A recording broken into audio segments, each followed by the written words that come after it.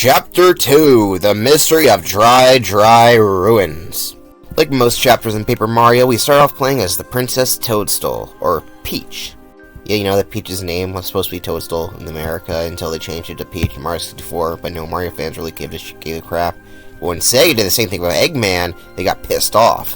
Whatever, Sonic fans are crazy. I know, because I am one. As Princess Peach, you can sneak around your room as well as investigate. She has a secret underneath her fireplace by pressing an obvious red button that Bowser never notices because Bowser's an idiot. So Peach finds a diary, and of course she decides to read it. And of course this is written by, you already know who. Peach is reading Bowser's diary, which does exist. Reading the diary discovers that the next Star Spirit is located in Dry Ruins. And that's a very helpful note that Mario probably needs, so they're going to give that information to him. Unfortunately, Bowser finds her reading the diary and he gets embarrassed because, you know, he has his thoughts and feelings in there. Bowser's a very sensitive man. Or turtle, I guess. He's not really a man. He's a big turtle guy with spikes in my shell. Anyway, back to Mario here. And we do have fights we can do, but we don't need to do it, so we'll just run the hell away. The interesting thing is we do have a new star ability thanks to getting that first Star Spirit. However, it doesn't do a whole lot since the first star, known as L Star, doesn't give you a whole lot. Also, whenever you run away from a fight, you do lose a little bit of coins, so keep that in mind, but other than that, it's fine. On our way back, we are ambushed by a familiar face. Why, it's that little guy there. But I honestly don't remember him, so I really don't remember his name. Oh, wait, it was Junior Troopa. So Junior Troopa has a new ability, which is just hiding in his egg, and yeah, that's his new ability. Even though he claims to be invincible, if you use a power jump or anything else that's strong, he would get cracked up his egg. So yeah, he isn't that strong, he's pretty easy. Anyway, here's the Star Spirit power. Focus just makes you gain more of it, and the first one we get is Refresh, which only heals 5 out of your HP and 5 flower power, which is not that great later on. For right now, it's perfectly fine. So Junior Troopa was a pretty easy boss fight, like always, and he's just going to be laying on the ground for the rest of the time he's here. He literally just lays there, and you can just really beat the crap out of him. I'm glad they actually added that feature, it's pretty funny. I mean, once we're back in Toad Town, Twink will come down and he'll tell us about the Dry Ruins, which of course we'll go to next. Though you will be barged when you go down by this brown Koopa? Is that what that is? I don't even know. Anyway, he says his dad is selling badges, and the badges change every time you go here. And they are very unique, so you might want to look out for which one you might like to buy. But they are a little bit more pricey than some of the other things in the game, but, you know, badges are pretty useful. Before we go back to the main game, there's a little bit of little side stuff we can do, so let's go check that out real quick. We can actually go back to our house and find Luigi just sitting there. He's not helping us on an adventure, he's just kinda there, I guess. We've kinda beat. Luigi seems pretty mad that this Goompa's going on an adventure with him and not him, which, yeah, Mario, why aren't you taking your brother, Luigi? He seems to be pretty competent. Oh well. This ain't Mario and Luigi, this is Paper Mario. It is nice to see that Mario and Luigi have their own house. Sonic just lives out in the middle of nowhere, but Mario, he has his own pad. You also can see your stats here, which is actually pretty cool. Anyway, some other side things you can do in this area is near the item shop, and you go up here, we can go to a dojo. This dojo is like a lot of RPGs where you have a barrage of little different battles, and there's different like stages of it where you can fight, and you know, it's pretty side stuff, but you know, it's fun. It's fun and dandy. Some other side things, there's a house with this toad woman known Tasty. Haha, Tasty. I just got that just now because I didn't say it out loud. Yeah, you can give her ingredients to mix up mix matches, but some of them won't come out too well, some of them will, so yeah, you gotta be careful there. There is also a sewer system which you go through a green pipe, because of course that's where the sewers are. This area is currently pretty limited right now because it requires you to have more items to go for all the layers, but we can go to this area to the right here by hitting the block. We have a new enemy. It's a Goomba. Yeah, it's a blue Goomba who has a little bit more attack power, and that's pretty much it. They're pretty easy other than that. And there's also a spiked version of the Goomba hidden above one of these blocks, which you will find occasionally. You'll find hidden enemies here and there. Usually they're Goombas. Oh, in case you're running the spiked Goomba, it's pretty much exactly the same as a regular Goomba, but it has a spike head, so it acts exactly like how those do. So yeah, pretty basic. As you proceed right, you'll come across a thing that just screams blooper at you, like geez Louise. This is a blooper. It's a lot of the enemies that lurk in Toad Town tunnels, and yeah, they are full of HP, but that's pretty much it. The Blooper is basically a mini-boss, which, like I said, it's more of a grind fest than anything. This guy's a lot of HP, and his attacks aren't too strong. But, you know, a long HP could take a while, so you've got to make sure you time your attacks alright, and giant-ass Blooper over here will go down. Make sure to heal yourself, because you're probably going to need to, based on how long this fight is. Anyway, this area just to get the Shrink Stomp badge, which is Shrink's enemies. It's a nice badge, but yeah, it's pretty nice. It's a nice early on thing you can get. Anyway, in order to get to the Dry Ruins, is actually start Chapter 2 directly, we gotta get rid of this rock blocking the train to Dry Ruins, and you can easily do that by using Bombette's bomb powers to blow it right up. And once that's done, we can finally head out of Toad Town and head right into the deserts of Dry Ruins. We start on a little mountainous desert path where we actually get to the desert directly, where there's a lot of platforming and all sorts of enemies in the way. It's kind of like the American desert before we get into the traditional African desert. Here we meet a kind of similar face. This is Parakarry, who we saw at the very beginning of the game. He's a Para-Koopa who delivers mail. I can relate to him, delivering mail everywhere. Maybe I do that on the side, who knows. He needs help. He lost the letter, and we actually found quite a few letters, but he wants one specific letter here in this area. But we can't worry about that, because there's a slide. Whippy. Before we can help him out, we actually find a new enemy. It's a Monty Mole, and they throw rocks, which, you know, are not really that difficult. They're pretty basic enemies, really. They don't really have a lot going on for them, really. They aren't even as cute as their regular counterparts. They have sunglasses on. I like Monty Mole, but this version of Monty Mole, he sucks. The main part about this enemy is the fact they come out of rock walls like that, so they can shock you, but, you know, it's not too hard. Like I said, they're pretty easy enemies to deal with overall.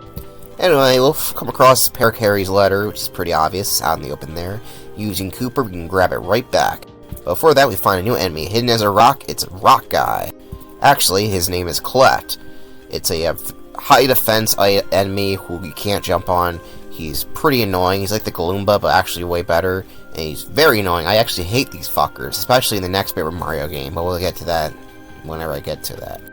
Anyway, we make it back to Parakarry, and we give him a letter. And then he's so happy that he decides to actually come with us on our adventure, which is pretty sweet. Parakarry's main ability is in the overworld. He can fly us over gaps, which Mario cannot jump over, and that's pretty useful. Very nice. In combat, he's not the best though. He has this basic attack, which does alright damage, but the timing's a little weird compared to Mario's jump. And he has a shell dive, which is just, it's fine. He's a fine partner, but his overworld ability is pretty much the only reason I use him. He also has the ability to pick up mail, which we've already been doing, but with him we can actually deliver mail to a bunch of people around the Mushroom Kingdom, which is nice, and get some star pieces in return. So you want to grind that out, you can. Anyway, we need Parakarry's ability to fly in order to get us over to this bridge, and there's a weird-ass vulture watching us, but oh well, we'll ignore that for now. But uh-oh, someone sees us. The vulture takes out a note and decides that it actually needs to attack us because we look very similar to Mario. He asks what's our name. We were gonna say, well, no, Mario, Luigi, or Princess Peach. Luigi. Because we lied to this guy, we are allowed to pass. Though if he said Mario or Peach, we would have been caught. Hey, we also fight him later anyway, so it doesn't really matter. But it is funny that he can just lie like that. Anyway, we finally come across the Dry Ruins main area. We find this guy we heard a lot about, Kolorado. Kolorado is a architect explorer guy who ditches his wife all the time and goes on crazy adventures. And would you look at that, we actually have a letter for this guy, so let's get Parakarry out and deliver this letter. Anyway, his letter doesn't really give us a whole lot, just like he's like, oh, go on. Kolorado will become more important later on, but as here, he just has a camp outpost in the middle of Dry Desert in order to get to Dry Ruins here. And we see a bunch of new enemies. And this Dry Desert area is pretty confusing. If you go right, you'll go to a town, but there's a huge map of square. It's hard to navigate, seeing as every area is different here. But let's see some of the new enemies in this area. They're not too difficult. Their main gimmick is you can't jump on them because they're too spiky, so you gotta use your hammer, and they have a little bit of HP. They also can call on other cactus buddies, which apparently cactuses can do, but they also can lose their own HP by throwing bits of them at you, which is pretty funny. First off is the classic Pokey enemy. He's an evil cactus. Just saying that out loud is pretty funny, even though I know what Pokey is. The next enemy here is the Bandit, and they will try to steal coins for you, which is annoying, and they actually will run away when they grab coins, so you better keep in mind that they will try to attack you in the overworld pretty constantly, like most enemies, but really fast. So keep that in mind. You want to make sure you attack the guy that steals your coins, because they just love to steal. Once we make it all the way to the east, we get to the nice little town full of desert dwelling people called Dry Outpost. Here we do see a suspicious-looking mouse coming out of a store, which is, interesting. Suspicious. But we'll ignore that for now because we got another quiz to do, which, yeah, there's another quiz here. Anyway, once the quiz is done, we can go investigate that weird little mouse guy. At the end of the road, we find this mouse guy in row saying, I want to give me nice things. What a dick. But he gives us nothing, so he's a waste of time. But we know there's something shady going on here, so we'll jump behind these boxes back here and find, oh, what's this? Stuff going on. Anyway, this is actually an optional thing. This Marley here will allow you to upgrade yourself a little bit, so by giving her a bunch of coins, and she'll cast this card spell on you. So there you go. If you want that, there you go. Anyway, welcome back. We see that mouse guy. Oh, that's weird. He's going back to the item shop, so let's go check that out. So the guy is just the shop owner, apparently, because he'll just let us buy stuff here. Like, okay, I don't know why it's so suspicious here. Oh well, we'll buy stuff because we need some stuff. If we give this guy over here a bunch of stuff, he'll actually give us information. He's literally that needy. It's like, geez Louise, dude. Anyway, you can ask him stuff, like how to get to Dry Desert, his favorite food, and all that other stuff. He doesn't even tell us how to get to Dry Desert. He just says, go find Mr. Mustafa, and he'll help you out. What a lazy ass.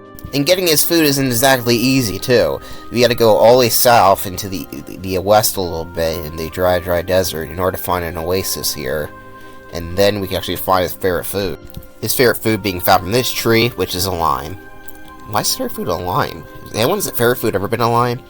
There's also something very special here that you can find throughout the world, but they are rare. This blue orb spinning around is very useful. It's a super block, and what does it do? It upgrades your companions, and later you can upgrade them a second time too if you find another one of them, which is very useful because they get a second pack power, and remember, we get a new ability basically, and their stuff will be more powerful. Their attacks will be more powerful.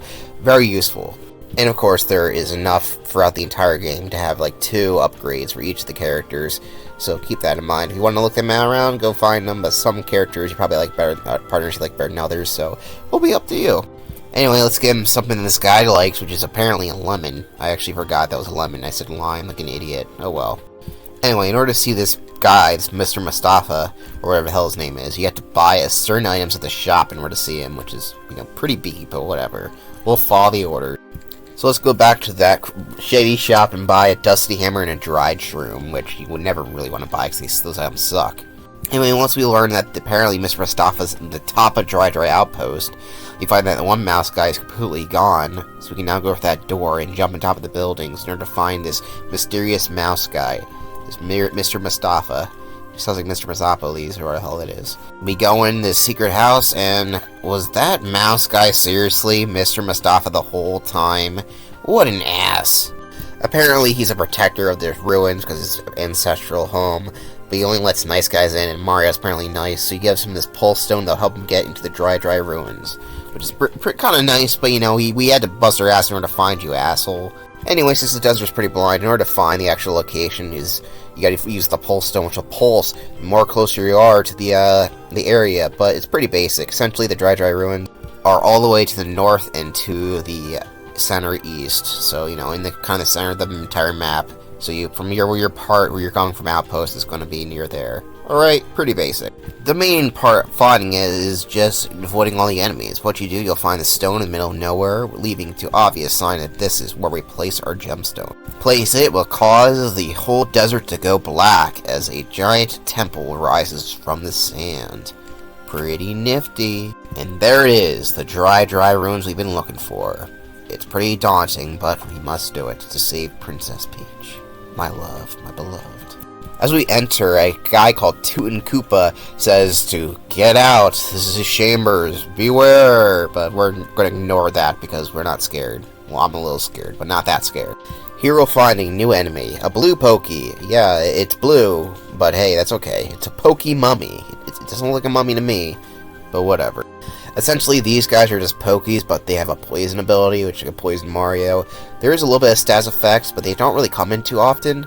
And they're pretty easy to avoid and just do a little bit of damage every now and then, so don't really worry about poison because it's really barely going to come up in this game. Dry Ruins is a pretty basic dungeon. Essentially, you're going up and down levels, sort of like the Koopa Bros Fortress, finding keys to unlock doors.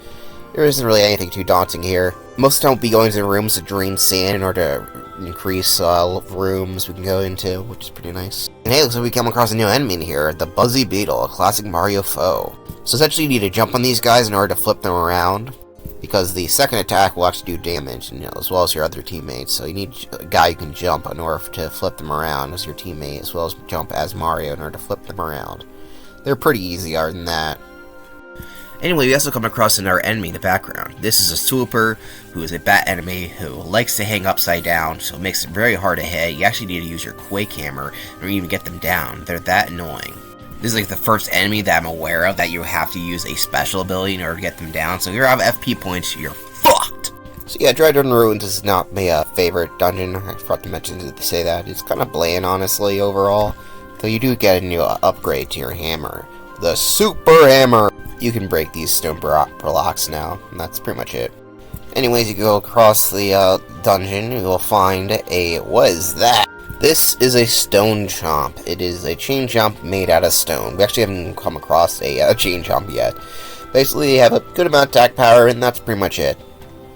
These guys actually aren't very tough, but overall, they, yeah, they're not very tough, I won't tell you. We do find a stone. This is the diamond stone. We're going to need a couple of these stones for later. The other stone we have here is the pyramid stone.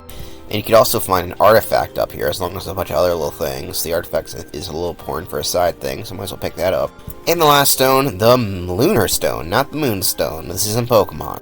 Anyway, in all these chain chops areas, we gotta put them in the right spots, though if you didn't see earlier, maybe you did or not, you found a way to put them in. Anyway, pyramid to the left, star in the middle, and moon and all the way to the right. This will open up a new staircase for us to go up. Anyway, once we go up here, we find that it is completely dark, and the mysterious voice has been trying to scare us. Seems to be in here. It is none other than a ghost. Holy crap, I am scared. This is Toon Koopa. I love that name. So yeah, this guy isn't actually a ghost, as he says he's a follower of King Bowser. Why would a pharaoh do that? And yeah, he is the boss of this area. So we can't have a hammer, so we gotta jump on him, so he's up there hiding like a little coward. And he doesn't want to do his own fighting. He just sends out a chain chomp, which we've seen a stone chomp, and basically a chain chomp is pretty much the same as a stone chomp, except they are not made out of stone, they're made out of metal, I guess. You would think they would be a stone chomp since everything else was a stone chomp, but this guy is just a chain chomp. Oh well. Anyway, Toon Koopa up here will just throw shells at you, and that's pretty much all he really does. He doesn't do a whole lot of anything else. He's not a very difficult boss fight. The Koopa Bros are a much better boss, and he also looked cooler. Toon Koopa, he just sucks. And yeah, for some reason he's obsessed with chain chomps. I don't know why. After a while in this fight, he uses a summoning spell to drop stuff, but during one of the parts, he'll just actually drop a rock on himself. That's how incompetent this guy is.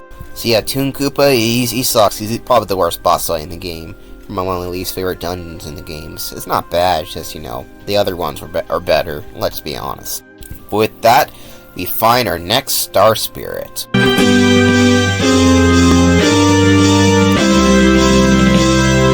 End of chapter! Yes, thank you for watching, and I'll see you next time for chapter 3. We had a blast, didn't we?